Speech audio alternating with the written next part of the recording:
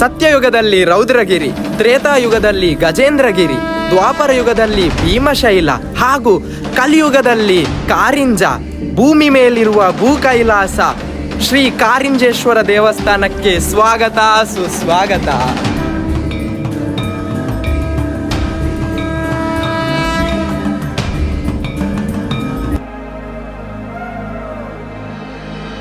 ನನ್ನ ಹಿಂದೆ ಈಗ ನೀವು ಏನು ನೋಡ್ತಿದ್ದೀರಿ, ಇದು ಗದಾತೀರ್ಥ. ಪಾಂಡವರು ಯಾವಾಗ ವನವಾಸಕ್ಕೆ ಬಂದಿರ್ತಾರೆ ಆಗ ಭೀಮ ತನ್ನ ಗದೆಯಿಂದ ಹೊಡೆದಾಗ ಆದಂತಹ ಇದು ಬಾವಿಯೇ ಗದಾತೀರ್ಥ. ನೋಡ್ಬೋದು ಎಷ್ಟು ದೊಡ್ಡದಾಗಿದೆ ಅಂತ. ನಾವು ಯಾವುದೇ ಒಂದು ಜರ್ನಿ ಸ್ಟಾರ್ಟ್ ಮಾಡಬೇಕಾದ್ರೆ ಪ್ರಥಮ ಹೆಜ್ಜೆ ಅನ್ನೋದು ತುಂಬ ಇಂಪಾರ್ಟೆಂಟ್ ಆಗಿರ್ತದೆ. ಹಾಗಾಗಿ ನಾನಿವತ್ತು ಈ ಒಂದು ದೊಡ್ಡ ಬೆಟ್ಟವನ್ನು ಹತ್ತುವಾಗ ನನ್ನ ಪ್ರಥಮ ಹೆಜ್ಜೆಯನ್ನು ಇಲ್ಲಿ ಇಟ್ಟಿದ್ದೇನೆ. ಬನ್ನಿ ಮುಂದೆ ಸಾಗುವ. ಕಾರಿಂಜೇಶ್ವರ ಬೆಟ್ಟ ಹತ್ತಲಿಕ್ಕೆ ಎರಡು ನಿಮಗೆ ಮಾರ್ಗ ಇದೆ. ಒಂದು ಇಲ್ಲಿ ಕೆಳಗಡೆಯಿಂದ ನಾನೀಗೇನು ಹತ್ತುತ್ತಿದ್ದೇನಲ್ಲ ಅಲ್ಲಿಂದ ಹತ್ಬೋದು. ಎರಡನೇದು ಪಾರ್ವತಿ ದೇವಸ್ಥಾನ ಇಲ್ಲಿದೆ, ಅಲ್ಲಿ ತನಕ ನಿಮ್ಮ ಯಾವುದೇ ವೆಹಿಕಲಿಂದ ಬಂದು ಅಲ್ಲಿ ಪಾರ್ಕ್ ಮಾಡಿ ಮತ್ತೆ ಮೇಲೆ ಬೆಟ್ಟವನ್ನು ಹತ್ಬೋದು. ಇಲ್ಲಿ ಮಾತ್ರ ವೆದರ್ ಎಷ್ಟು ಸೂಪರ್ ಆಗಿದೆ ಅಂತ ಹೇಳಿದರೆ ತುಂಬ ಖುಷಿ ಆಗ್ತಿದೆ. ಸಾಕಷ್ಟು ದಿನ ಆದಮೇಲೆ ಮಂಗಳೂರಲ್ಲಿ ಈ ರೀತಿಯಾದಂತಹ ಮಳೆ ಬರ್ತಿದೆ. ಬನ್ನಿ ಮುಂದೆ ಹೋಗುವ.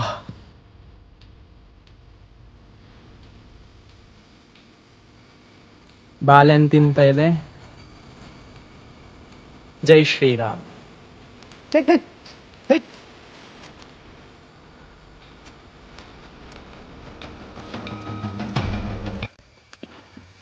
ಬಾ ಮಂಗ ಬಿಡ್ತಾನಿಲ್ಲ.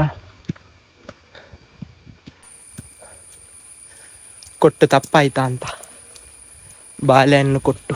ಕಾರಿಂಜೇಶ್ವರ ದೇವಸ್ಥಾನದಲ್ಲಿ ವಿಶೇಷ ಏನಂತ ಹೇಳಿದರೆ, ಕೆಳಗಡೆ ನೀವೀಗ ನೋಡ್ತಿರ್ಬೋದು, ಇದು ಪಾರ್ವತಿ ದೇವಸ್ಥಾನ, ಇದು ಕೆಳಗೆ ಇರುವಂಥದ್ದು. ಹಾಗೆ ಈಗ ನೀವು ಏನು ನೋಡ್ತಿದ್ದೀರಿ, ಇದು ಕಾರಿಂಜೇಶ್ವರ ಶಿವನ ದೇವಸ್ಥಾನ. ಇದು ಬೆಟ್ಟದ ತುದಿಯಲ್ಲಿರುವಂಥದ್ದು ಕಾರಿಂಜೇಶ್ವರ ಶಿವನ ದೇವಸ್ಥಾನ. ಇಲ್ಲಿ ಮೊದಲು ನಾವು ಪಾರ್ವತಿಯನ್ನು ನೋಡ್ಬೋದು, ಆಮೇಲೆ ಶಿವದೇವರನ್ನು ನೋಡ್ಬೋದು. ಎಲ್ಲ ಬಂಡೆಯ ಮೇಲೆ ಈ ರೀತಿ ಬರೆದಿದ್ದಾರೆ, ಕೆತ್ತನೆಯನ್ನು ಮಾಡಿದ್ದಾರೆ. ಸೀತಾರಾಮ ಕೆಲವೊಂದು ನಂಗೆ ಅರ್ಥ ಆಗ್ತಿಲ್ಲ. ಈ ಬೆಟ್ಟ ಹತ್ಲಿಕ್ಕಂತೂ ಸಖತ್ ಮಜಾ ಆಗ್ತದೆ. ನೋಡ್ತೀರಾ ಹೇಗಿದೆ ಅಂತ. ತಡಾ, ಇದಂತೂ ಹತ್ಲಿಕ್ಕೆ ತುಂಬ ಖುಷಿ ಆಗ್ತದೆ.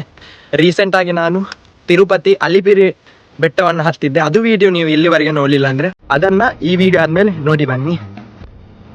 ಓಂ ನಮಃ ಶಿವಾಯ.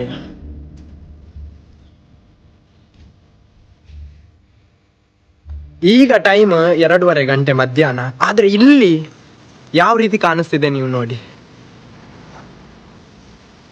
ಸ್ವರ್ಗ ಸ್ವರ್ಗ. ನನ್ಗಂತೂ ನಿಜವಾಗ್ಲೂ ಈಗ ಗೊತ್ತಾಗ್ತಿದೆ, ಇದನ್ನ ಭೂಮಿ ಮೇಲಿರುವ ಕೈಲಾಸ ಪರ್ವತ, ಕೈಲಾಸಕ್ಕೆ ಯಾಕೆ ಹೋಲಿಸ್ತಾರಂತ. ನೀವು ನೋಡ್ಬೇಕಾ? ನೋಡಿ ಇಲ್ಲಿ.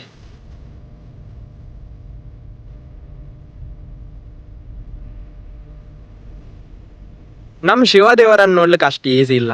600 ಮೆಟ್ಲು ಇಲ್ಲ ಹತ್ತಬೇಕು. ನೋಡಿ ಎಷ್ಟು ದೊಡ್ಡದಿದೆ. ಆಮೇಲೆ ನಮ್ಗೆ ದರ್ಶನ ಸಿಗ್ತದೆ ಶಿವದೇವರಿದ್ದು. ಸ್ನೇಹಿತರೆ, ಇಲ್ಲಿ ನೀವು ನೋಡ್ಬೋದು, ಭೀಮನ ಉಂಗುಷ್ಟ ತೀರ್ಥ ಅಂತ ಇದಕ್ಕೆ ಹೆಸರು. ಎಷ್ಟು ದೊಡ್ಡದಿದೆ ಅಂತ ನೋಡ್ಬೋದು. ನೋಡಿ, ನನ್ನ ಒಂದು ಕೈ ಅಷ್ಟು ಉದ್ದ ಇದೆ.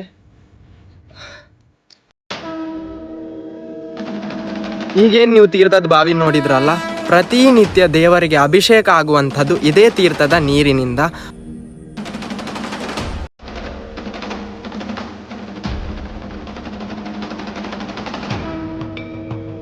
ಆರ್ನೂರು ಸ್ಟೆಪ್ಸ್ ದಾಟಿದ ಮೇಲೆ ಏನು ಸಿಗ್ತದೆ ಕೇಳಿದ್ರೆ ನೋಡ್ಬೋದು ಇಲ್ಲಿ ಶಿವನ ಸನ್ನಿಧಿ.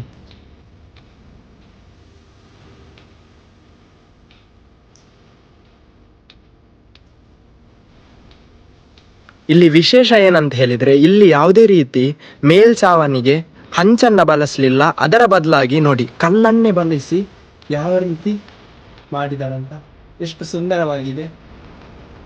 ಹಾಗಾಗಿ ಎಷ್ಟು 1000 ವರ್ಷ ಆದ್ರೂ ಕೂಡ ಈ ದೇವಸ್ಥಾನ ಹೀಗೆ ಇದೆ. ಕಾರಿಂಜದಲ್ಲಿ ನೀವೇನಿಷ್ಟು ಮಂಗಗಳನ್ನು ನೋಡ್ತಿರಲ್ಲ, ಅದಕ್ಕೊಂದು ಸಣ್ಣ ಕಾರಣ ಇದೆ. ತ್ರೇತಾಯುಗದಲ್ಲಿ ಪ್ರಭು ಶ್ರೀರಾಮ ಹಾಗೂ ಲಕ್ಷ್ಮಣ ಇಲ್ಲಿಗೆ ಬಂದಾಗ ಪೂಜೆಯನ್ನು ನಡೆಸಿರ್ತಾರೆ. ಆ ಸಂದರ್ಭದಲ್ಲಿ ಅವರ ಜೊತೆ ಇದ್ದ ವಾನರ ಸೇನೆಯನ್ನ, ಒಂದಿಷ್ಟು ವಾನರ ಸೇನೆಯನ್ನ ಇಲ್ಲಿಯೇ ಬಿಟ್ಟು ಹೋಗ್ತಾರೆ.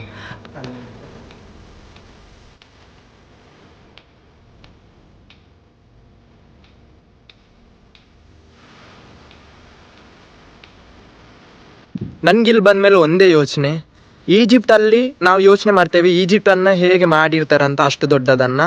ಆದರೆ ನೀವು ಯಾವುದಾದ್ರೂ ಯೋಚನೆ ಮಾಡಿದ್ದೀರಾ ಕಾರಿಂಜದ ಈ ದೇವಾಲಯದಲ್ಲಿ ಇಷ್ಟು ದೊಡ್ಡ ಕಲ್ಲನ್ನು 600 ಸ್ಟೆಪ್ ಮೇಲ್ಗಡೆ ಈ ಬೆಟ್ಟದ ತುದಿ ಮೇಲೆ ಹೇಗೆ ಸಾಗಿಸಿರ್ಬೋದು?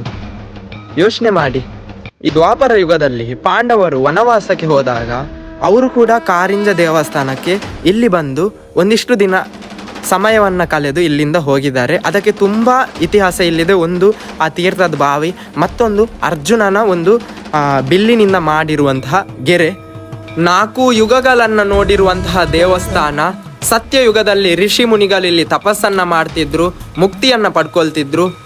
ಆಮೇಲೆ ತ್ರೇತಾಯುಗದಲ್ಲಿ ಪ್ರಭು ಶ್ರೀರಾಮ, ಸೀತಾದೇವಿ, ಲಕ್ಷ್ಮಣರು ಕೂಡ ಇಲ್ಲಿಗೆ ಬಂದಿದ್ರು. ದ್ವಾಪರ ಯುಗದಲ್ಲಿ ಪಾಂಡವರು ಕೂಡ ಇಲ್ಲಿಗೆ ಬಂದಿದ್ರು. ಈಗ ಪ್ರಸ್ತುತ ಕಲಿಯುಗ, ನಮಗೆ ಕೂಡ ಇಲ್ಲಿ ಬರುವ ಅವಕಾಶ ಇದೆ. ಇಂತಹ ಒಂದು ಪ್ರಸಿದ್ಧ ಜಾಗಕ್ಕೆ ನಾವು ಕೂಡ ಬಂದು ಇಲ್ಲಿ ಧನ್ಯರಾಗಬಹುದು. ನನ್ನ ಹಿಂದೆ ನೋಡಿ ಹೇಗಿದೆ ಪ್ರಕೃತಿ ಅಂತ, ಸೂಪರ್ ಅಲ್ವಾ? ನೀವು ಕೂಡ ಈ ಪ್ಲೇಸನ್ನು, ಈ ದೇವಸ್ಥಾನವನ್ನು ಒಮ್ಮೆ ವಿಸಿಟ್ ಮಾಡಿ, ಮನಸ್ಸಿಗೆ ತುಂಬ ತೃಪ್ತಿ ಸಿಗ್ತದೆ. ಯಾಕಂತ ಹೇಳಿದರೆ ಪ್ರಕೃತಿಯ ಒಂದು ನಡುವಿನಲ್ಲಿ ಈ ದೇವಸ್ಥಾನ ಇರುವಂಥದ್ದು. ನೋಡಿ, ವಾನರ ಸೇನೆಯ ಒಬ್ಬ ವ್ಯಕ್ತಿ ಇಲ್ಲಿ ಬರ್ತಿದ್ದಾನೆ. ಅವರನ್ನು ಅವರ ಪಾಡಿಗೆ ಹೋಗ್ಲಿಕ್ಕೆ ಬಿಡ್ಬೇಕು. ಯಾಕಂತ ಹೇಳಿದ್ರೆ ಏನಾದ್ರು ಕೊಟ್ರೆ, ನಾನೊಂದು ವಿಡಿಯೋ ಹಾಕ್ತೇನೆ ನೋಡಿ, ಬಾಳೆಹಣ್ಣು ನಾನು ಕೊಟ್ಟಿದ್ದು ನನ್ನ ಬ್ಯಾಗನ್ನೇ ಎಳ್ಕೊಂಡು ಬಿಟ್ಟ. ಅಬ್ಬಾ. ಓಕೆ ಸ್ನೇಹಿತರೆ, ಹೊರಡುವ ಸಮಯ ಬಂತು. ಈ ವಿಡಿಯೋ ನಿಮ್ಗೆ ಇಷ್ಟ ಆದರೆ ಲೈಕ್, ಶೇರ್, ಕಮೆಂಟನ್ನು ಮಾಡಿ, ಸಬ್ಸ್ಕ್ರೈಬ್ ಕೂಡ ಮಾಡಿ. ಮುಂದಿನ ವಿಡಿಯೋದಲ್ಲಿ ಸಿಗುವ. ಅಲ್ಲಿ ತನಕ ನಿಮ್ಮ ಹೆಲ್ತ್ ಬಗ್ಗೆ ಟೇಕ್ ಕೇರ್ ಮಾಡಿ ಅಂತ ಹೇಳ್ತಾ bye bye. Meet you in next video. Thank you so much.